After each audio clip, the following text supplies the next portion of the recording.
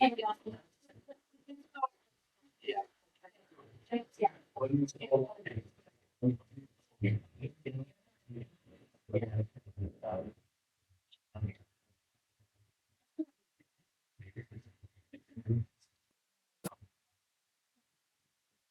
morning. Good morning. We're in Matthew chapter 10 this morning, your Bible there. Matthew chapter 10, studying this book. And there has been out in class back since second week, I will mention that. So if you'd like to know what we're studying next few weeks, both chapters we'll be studying, those are in the back of the class. Thank you to Joey for filling in with me last week and studying 8 and 9. Are there any other announcements or prayer requests that we need to pay for? Nine with seven.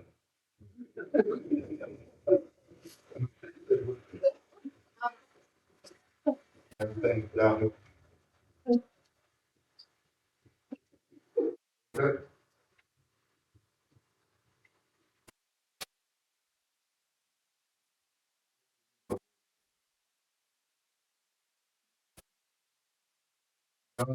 You are holy and you are our fathers, and we bow before you with reverence, knowing that you love us, that you care for us,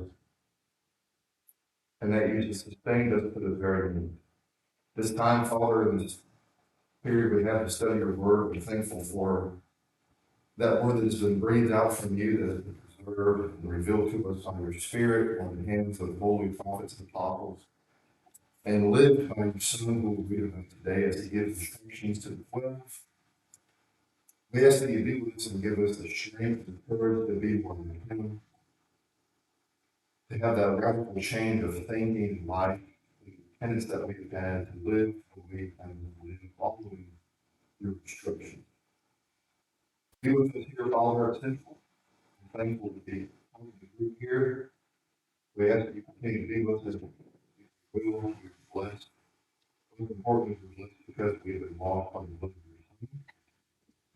And let us never forget that sacrifice you made with us. In your Son's name, also be praised. Amen. Okay, so Matthew chapter 10. And the biography of Jesus by Matthew is showing us this. And in showing us who Jesus is, he is showing us what he has come to do. And as the been part of the pointed out last week, in Matthew 9, verses 35 to 38, sets us up with what we were going to study in chapter, in chapter 10. So after the Lord prayed for the workers to go to the harvest and go to the field, Jesus selects the 12 disciples and gives them the authority and what they're going to be doing and what they're going to face following him. Let's read together the Matthew chapter. Jesus summoned his 12 disciples and gave them authority over unclean spirits to cast out and to heal every kind of disease and every kind of sickness. Now the names of the 12 apostles are these. First Simon, who is called Peter, and Andrew, his brother, and James, the son of Zebedee, and John, his brother. Philip and Bartholomew, Thomas and Matthew, the tax collector, James, the son of Alphaeus and Thaddeus, Simon the zealot. These 12 Jesus sent out after instructing, do not go to the way of the life, and do not enter any city of Samaria, but rather go to the lost sheep of the house of Israel. And as you go, preach, saying, the kingdom of heaven is at hand. Heal the sick, raise the dead, heal the lepers, cast out demons. Freely you receive, freely give. Verse 9. Do not acquire gold or silver or copper for your money belt, or a bag for your journey, or even 2 coats or sandals, that, for the worker is worthy of his reward.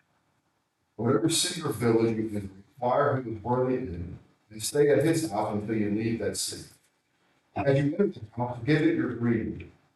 If the house is worthy, give it your blessing and peace. But if it is not worthy, take back your blessing and peace. Whoever does not receive you will keep your words.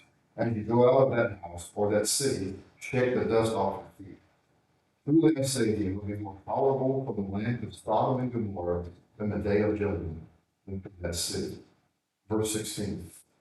Behold, I send you out as sheep in the midst of the wolves, so be serpents and innocent as doves. But beware of men, they will hand you over to scourge you in the synagogues, and you will even be brought before governors and kings for life, testimony to them and to the Gentiles. But when they hand you over, do not worry about how or what you are to say. It will be given you in that hour what you are to say. For it is not you who speak, but it is the Spirit of your Father who speaks in you. Brother will betray brother to death, and a father his child, and children will rise up against parents and fall them to be put to death. You will be hated by all who deny me. But as the one who has endured to the end will be saved. But whenever they persecute you and flee the neck, true I say to you, you will not finish going through the city of Israel until a disciple is not above his teacher, and a slave above his master. It is enough of the disciple that he is like his teacher, and the slave like his master. If they have called the head of the house Beelzebul, therefore do not fear them, for there is nothing still that will not be revealed, or hidden that will not be told. Verse 27. When I take on the darkness, speak in the light, and fear proclaims on the housetops. Do not fear those who kill the body, but are able to kill the soul, but rather fear him who is able to destroy the soul and the body in hell. Are not two sparrows sold for a cent? And yet not one of them will fall between them. But the very hairs of your head are not numbered. So do not fear, for they are more valuable than his prayer. Therefore, everyone who confesses me before men, confess me before my Father who is in heaven. Whatever denies me before men, will also deny me before my Father who is in heaven. Verse 34. We don't think that I came to bring peace on the earth. I did not come to bring peace, but a sword. For I came to see man against his father, and daughter against her mother, and daughter-in-law against her mother-in-law. A man's enemy will be the member of his own household. He who loves father and mother more than me is not worthy of me. And he who loves his son or daughter more than me is not worthy of me. He who does not take his cross and follow after me is not worthy of me. He who has found his life will lose it, and he who has lost his life in my sake. Verse 40. He who receives you receives me, and he who receives me receives him who sent me. He who receives a prophet in the name of a prophet shall receive a prophet's reward, and he who receives a righteous man in the name of a righteous man will receive a righteous man's reward. And whoever in the name of the disciple gives to one of these little ones, even a full water to drink, truly I say to you, he shall not lose his reward. We see in verses 1 through 4 of this chapter, Jesus gives the instructions and he summons his disciples for duty. And up until this point, we have seen Peter and Andrew, we've heard about James and John, all mentioned previously in chapter 4. And it's interesting to get there to verse 2, Matthew was taught. Here we have the one time that Matthew will mention the word disciple in his book. What does disciple mean? Will it mean work or follow? But I think it's more specified than what we usually generalize that meaning to be. A disciple was one who really believed in the teacher. A disciple was one who really followed what that teacher is telling him. So now Jesus takes his disciples and he sends them forth. That really is what that word apostle means. So the ones that are following him, he now sends away from them to go do his bidding. And it's interesting that Mark and Luke record the actual choosing of the 12 apostles in Mark 3 and Luke 6, but Matthew just gives us a generalized, here are the names of the 12 apostles. So Jesus summoned his 12 apostles and sends them out of what we call the limited commission. Why would we call this the limited commission? To the Jews. Okay. Okay. And he granted them the authority to do what? Everything. Okay, so specifically what was he told? Okay, so he tells him to cast out demons. He gives him power and authority to cast out demons, to heal every kind of disease and every kind of sickness. Which, who else did the very thing? Going back to chapter 9 and verse 35, he talked about that. This was said of who? Jesus. He said he proclaimed the gospel of the kingdom, healing every disease. So Jesus did this. Now he gives his apostles, his disciples, the very same power or authority. And he says here, it's interesting to consider that Jesus' ability to grant this authority and power, I believe, shows that he was God. Because of what we see in chapter 1, chapter 9, verse 8. After the crowds witnessed Jesus' ability to give things that he healed the man who was paralyzed, how did the crowds respond to that? They saw this and they were literally they were afraid, and they glorified God who had given such authority. So what we are seeing here is this is God, which we know, going back to chapter 1, we said even we, the word Emmanuel is what? God with us. So this is God in the flesh. This is Jesus who has the authority to do the very thing. Heal every kind of disease, cast out demons, every kind of sickness will be healed. And Jesus sends his apostles to go do this very thing. And he tells them there to have compassion on people as they proclaim the gospel or the good news of the kingdom. So these miracles that they're performing show the compassion of God who has come to help. It has come to heal these people. What was the purpose of Mary? Confirm the word. Confirm the word. Okay, very good. Mark 16 verse 20, Hebrews 2 and verse 4. What are some other reasons? What was the reason for the purpose of Mary? Or is there any?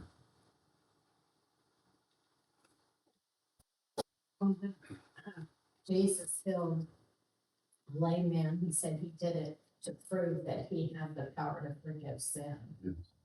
Yes, absolutely. Okay. You remember this portion there in John 14 through 16. Jesus is preparing his disciples for the ultimate conflict. And what does he tell them is coming into place? Comfort. The Comforter, the Holy Spirit, the Spirit of truth will come. And what he gives you that will receive. So, another point of miracle I would think that they have the power of God to do things. They also have the power to heal every kind of disease and every kind of sickness. So this is the truth that has come from you. Why do you think he chose 12 men to be his father?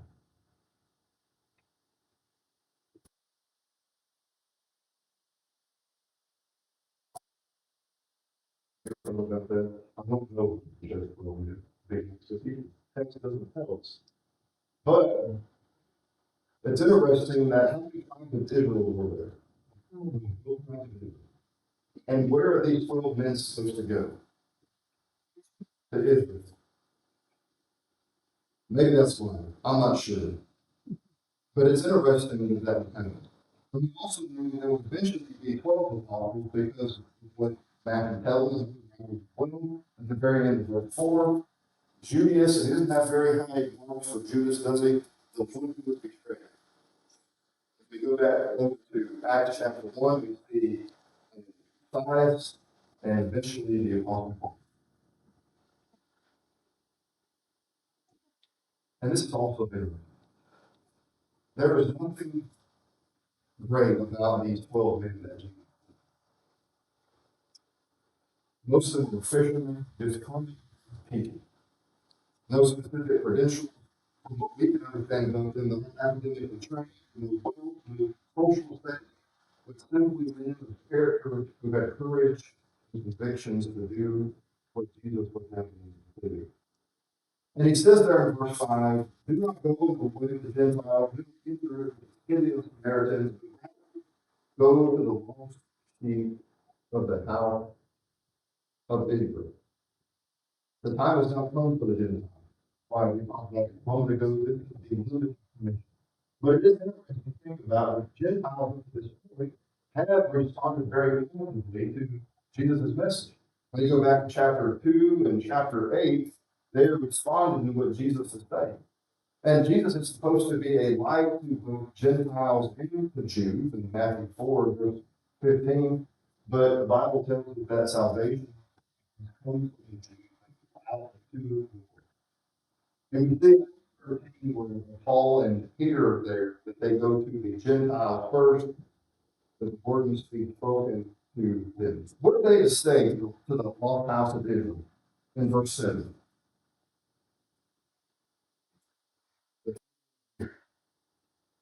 The kingdom is at hand, it's here, imminent. What does that mean? They've been waiting for him. Yes. My rule, my power, my authority is this is what Jesus said. And this is the very same message that John, his cousin, gave in Matthew 3. He prepared the way of the Lord. Repent, for the kingdom is at hand. For the kingdom is at hand. And Jesus preached the same message in John 4, and in Matthew 4, and talked about last week, so eloquently by Jody. I couldn't tell you how to do it. Won't do that. Okay, so Jesus goes on to tell his apostles that we enter a town, they would look and find how many responses to the message they proclaim to city. They're going to find one or two responses. Jesus says some will welcome them with peace, and some will not welcome them or listen to what they have to say. And when people will not welcome or listen to them, what were they supposed to do? Move on. And if they are unwilling to listen, they are to do what to their feet? Shake the dust off their feet. It's interesting. Do you guys believe what the teaching is behind that what Jesus is saying? Jesus instructs his disciples to deal with those who refuse to listen as Jews did with Gentiles. When a Jew had to go into a journey that would bring them into Gentile regions, so this is back to the book of Amos. As soon as they stepped back into Jewish ground, they were told to shake the dust off their feet. So now Jesus is telling his followers that when you go to these Jewish towns and speak to these Jewish people, if they don't listen to your message, what are you doing? Shake the dust off of your feet and keep going. Those who fail to listen to the message of Jesus and his disciples are not the true people of God. And there are times in the book of Acts where the Apostle Paul did the very same thing in his time. So failure to listen will incur a stricter judgment from God in the final day than Sodom and Gomorrah. And verse 15. What do you know about Sodom and Gomorrah? They were short, okay? What else do you know about Sodom and Gomorrah? They were evil, wicked. They were destroyed because their sin reached up to heaven, as we see in Genesis 8, verse 20. And what did God do? How did he destroy Sodom and Gomorrah? Fire, and death, lightning. Why were they so wicked? What did they do?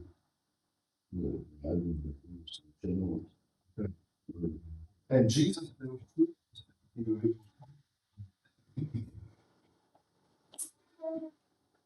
that will be those who don't listen to my teaching. Those who reject what you are saying, who have every means available to them to hear the words about me and my kingdom come from your mouth as you go out and teach. These Jews who should have known everything you're telling them, who should be awaiting for my coming, who should know what my purpose in coming is, that I come to forgive them of their sins, which will fulfillment of every prophecy, basically, as we studied in Matthew chapter 1. He came to save his people from their sins. If these people are not willing to listen, leave them, don't give them the blessing of peace, it'll be replaced for the wicked, evil city of Sodom and Gomorrah.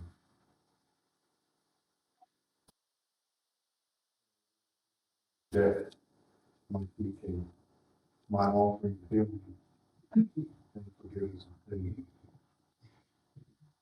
Comments or questions there, verses 1 through 15. Yes, sir. I think we're pretty accustomed to reading or hearing this as Christians that are involved, but the starting aspect of all of this, and Jesus is saying, by the way, you can bring people from the dead, and if they don't accept you, what you're saying, and treat them in this way. I mean, just the shock value had to have been almost overwhelming. What God sit there and listen to this now. I mean, it's hard to put into our mind what they had been felt. And on top of that, if I can fit this, then on top of that, they're given this specific rule to do this. And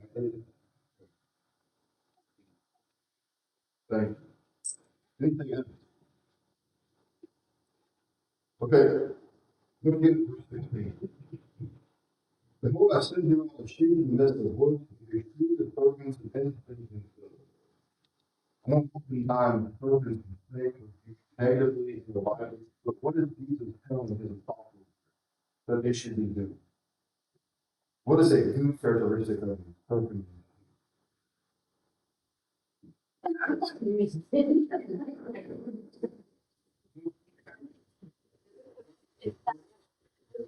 There is.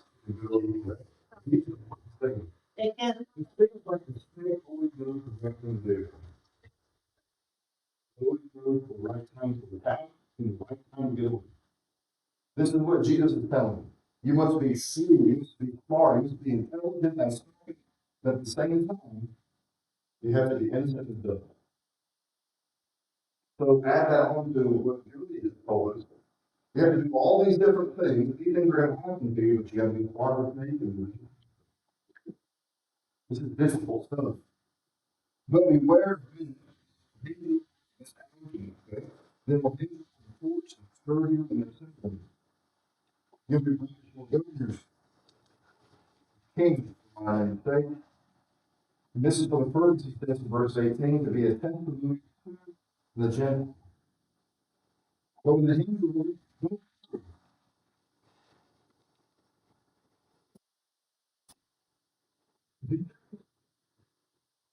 as Jesus said, don't worry about how or what you say, will be given to you in that hour you will say. You who speak with the Spirit of your Father who speaks in you. Brother death, and each father is child, and children will rise up against parents, and cause them to be put to death. You will be hid on all the and by. But it is the one who has endured to the end who will be saved. So they're going to go to, in the midst of woods, there will be a servant, innocent as doves. Jesus is telling them to be innocent and gentle, that don't be naive and don't be gullible. We have to make a judgment, going back to Matthew 7, about who you're bullying. You cast your coat before swine will give holy thoughts.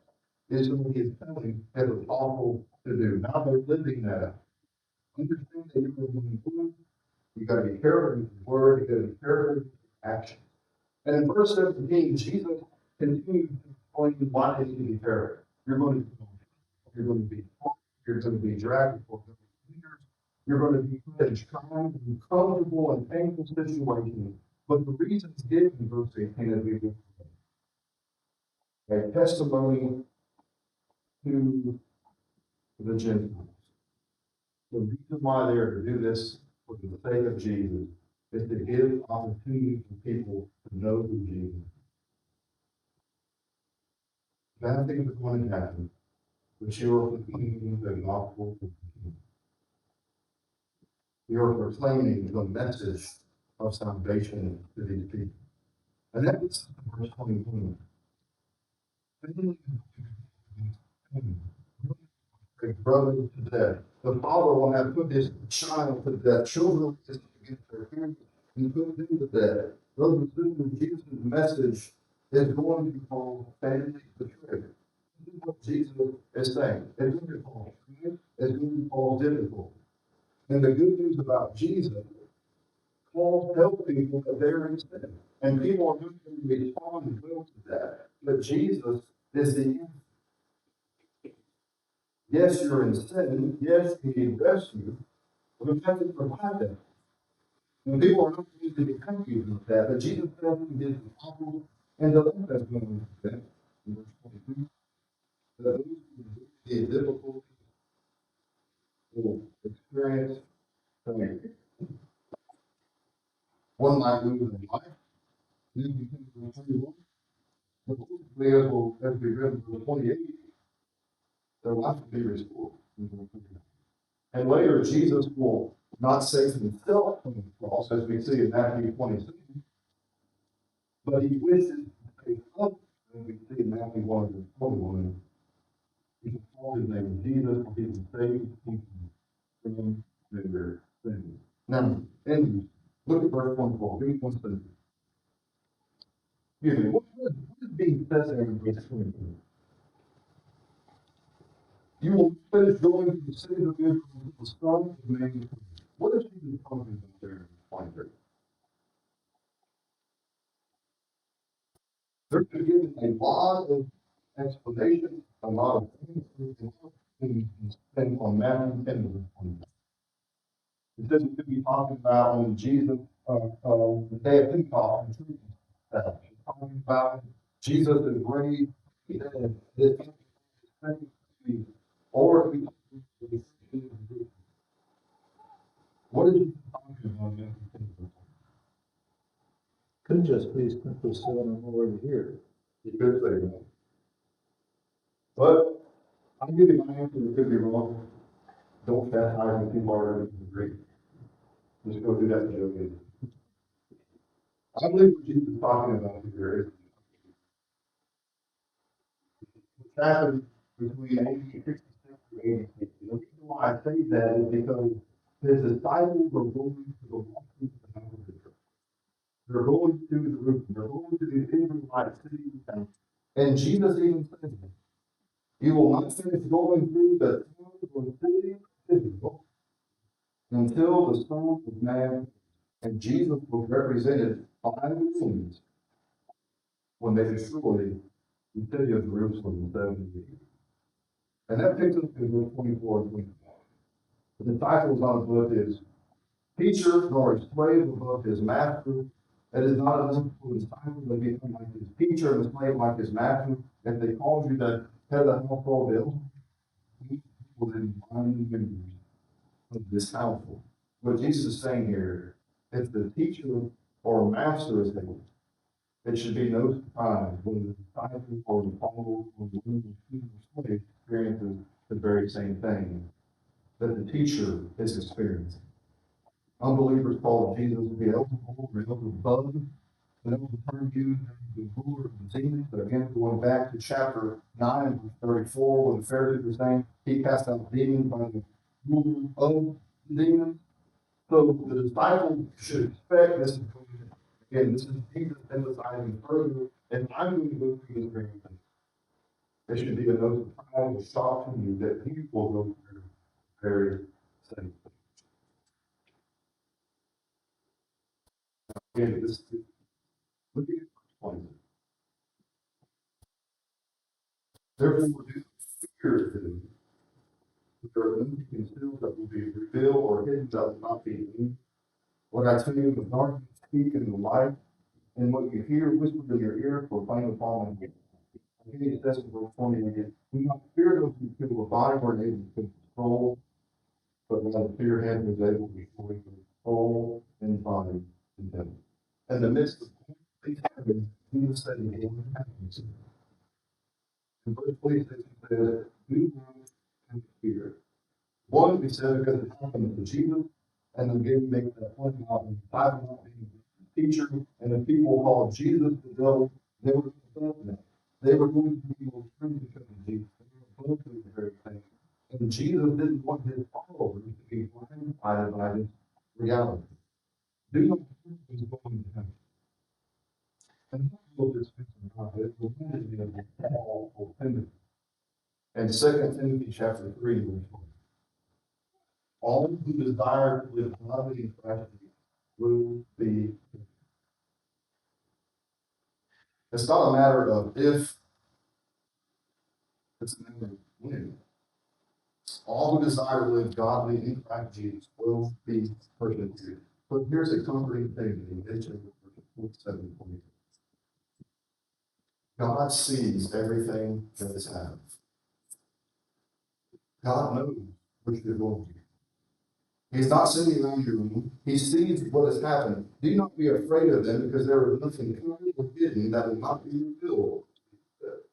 Whatever is done in the dark will be done. Not only does God know what is happening, but he will do something about it. Look at verse 28.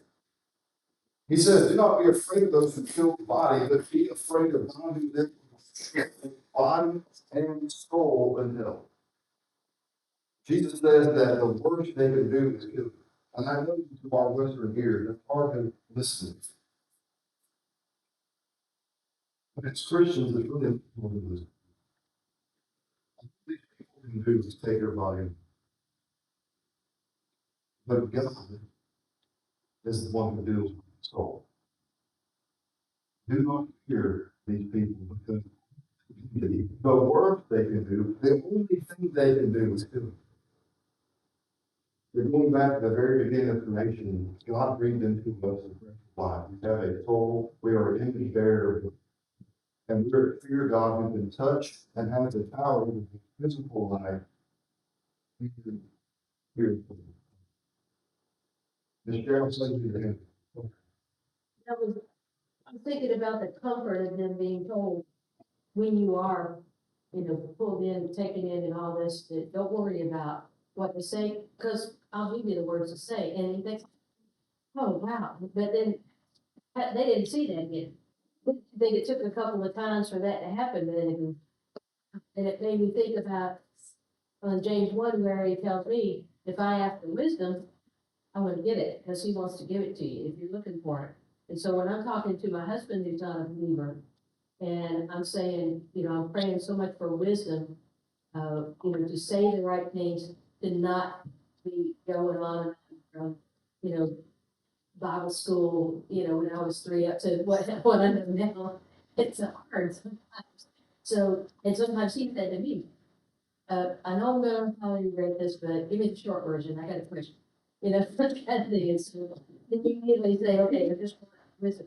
And then you hope that that's going to happen. And then when you look back and see that it did, that you were able to stop, that you were able, God gave you the words. When his dad had a colon cancer, my dad died of colon cancer. Dad said anemia before he died near kidney. His T-cells. This may not be good, but I'm going to ask you, why'd your dad die of it? And immediately I said, because he was ready and you're not. He's giving me a little more time. You can't make somebody, but when they saw that was happening, so then when they were before those rulers and synagogue leaders and all that, don't you think that really, wow, it did come, I did do it. It's opportunity for James 1:5 that we can do that too. So that's where I did individual versions. great moment. Let's, anything before. Look at verse 21. Jesus asked more people to his apostle here about why they're not be afraid. These Pharaohs sold for a city, not one of them will fall on the ground apart from his father. But the very hairs of your head will remove. But do not fear, you are more valuable than sparrows. Jesus again illustrates this point about not being afraid or not fearing the defeat. Sparrows, and God with no repairs on your head.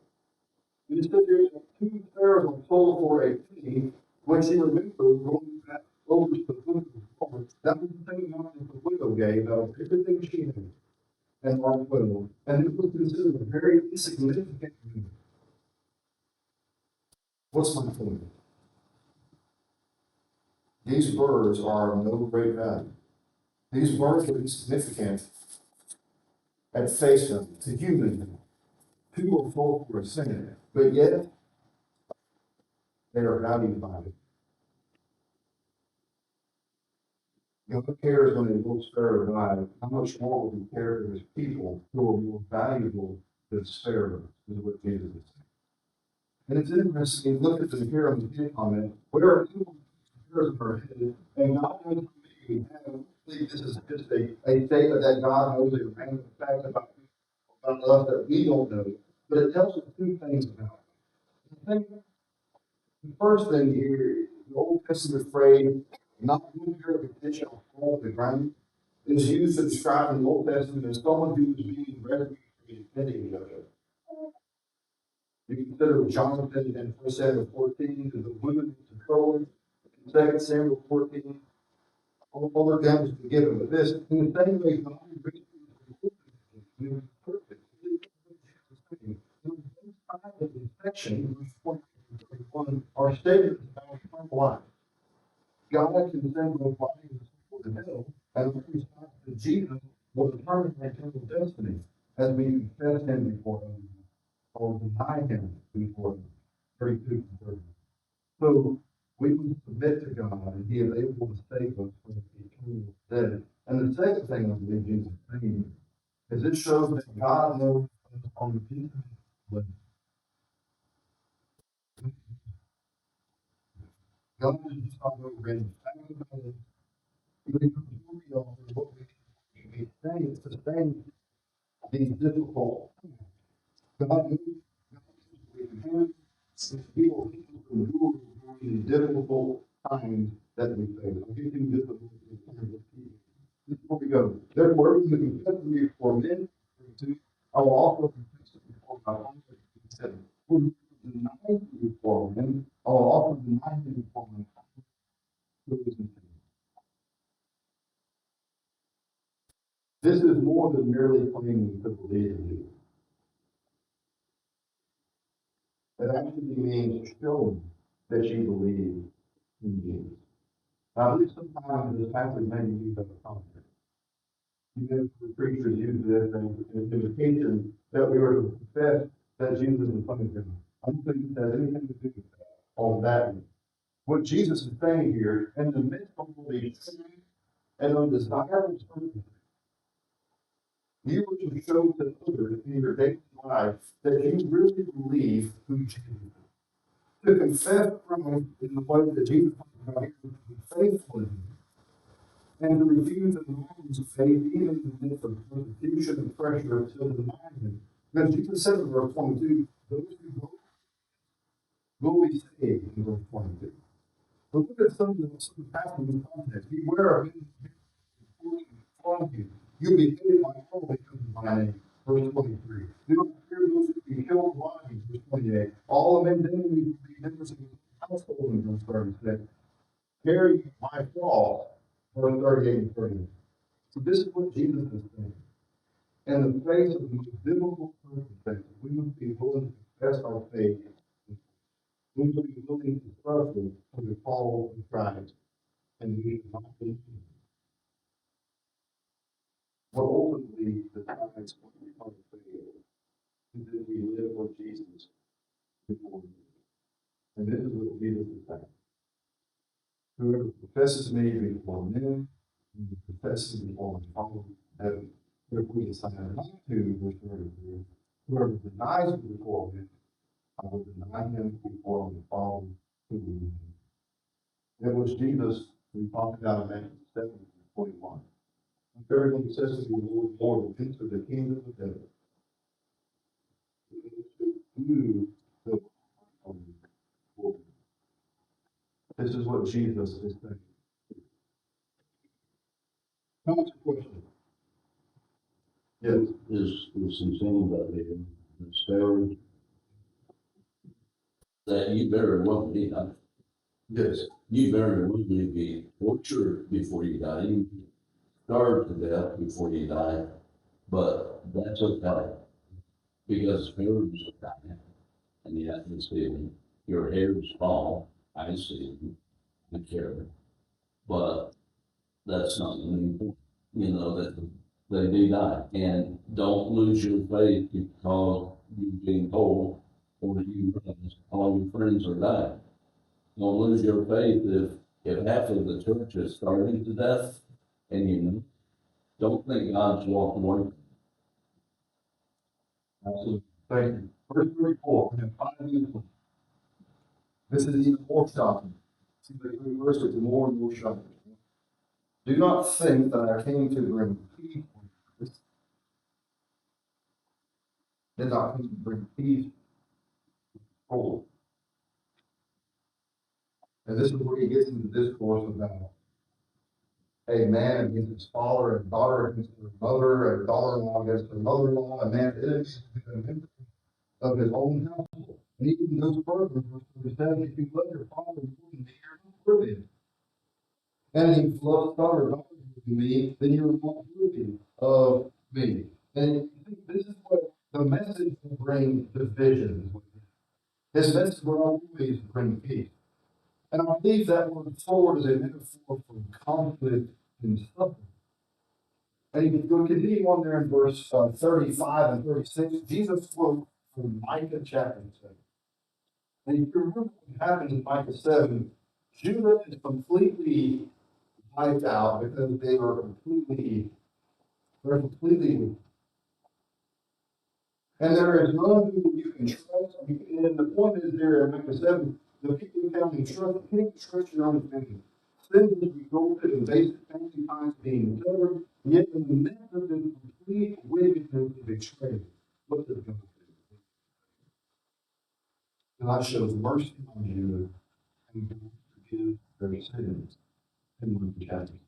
This is the passage that Jesus is quoting in verses 35 and 36.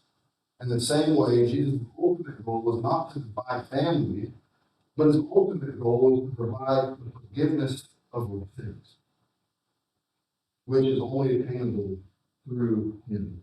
So Jesus is not calling us to turn our back on family, but what Jesus is saying is don't allow our families to prevent us from seeking through his kingdom and his righteousness. Going back to Matthew 6 and verse 30. And I think Jesus makes 3 points in verses 37 through 39. Just notice 3 points. We cannot love our family more than we love our family.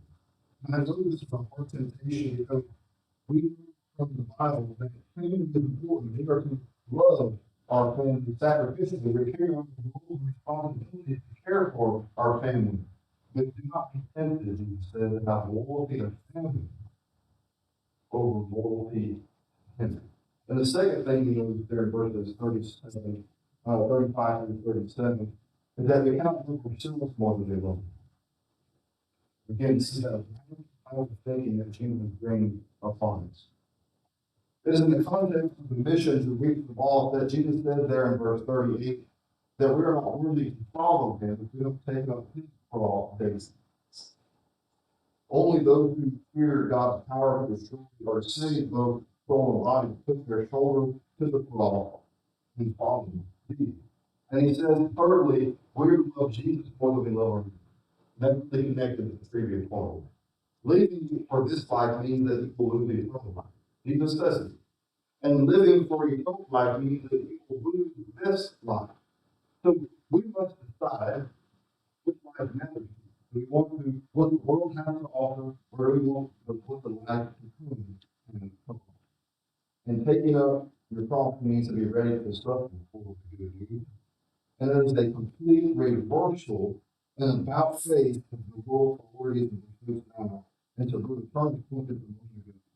We must be willing to die if we want to live with him and please him. And this brings us to the last 3 verses, 40 through 42. Jesus talks about the reward given to those who receive his message. If they listen to the apostles and prophets, or you may righteous person, they'll receive the same reward as those who gave the message. And in verse 42, he says, whoever even gives the issue of water because he is a disciple will not lose his reward. And I'm going to make a point here. This is very, we all need to be people who are willing to do seemingly small and insignificant things to reach the world. This is what Jesus is saying. There is nothing to call on the evangelist that we can't do. Notice what he says there. Whoever in the name of the disciple gives to one of these little ones even a cup of cool water, truly I say to you, he shall not lose his reward. There are also things that need to be. And this reminds me of what Paul says by the next day. And Romans 12, verse 6 and 8. Not the servants of Christ do the things that you can do the same type of things, but there is something that we can all. There's some help or some relief that we can all do. We all have different gifts, and this is what Jesus is telling us to do. Even the small things are important in this life. Any other comments or questions before we continue? Okay, next week we'll look at chapters 11 and 12. And we won't be reading. Thank you.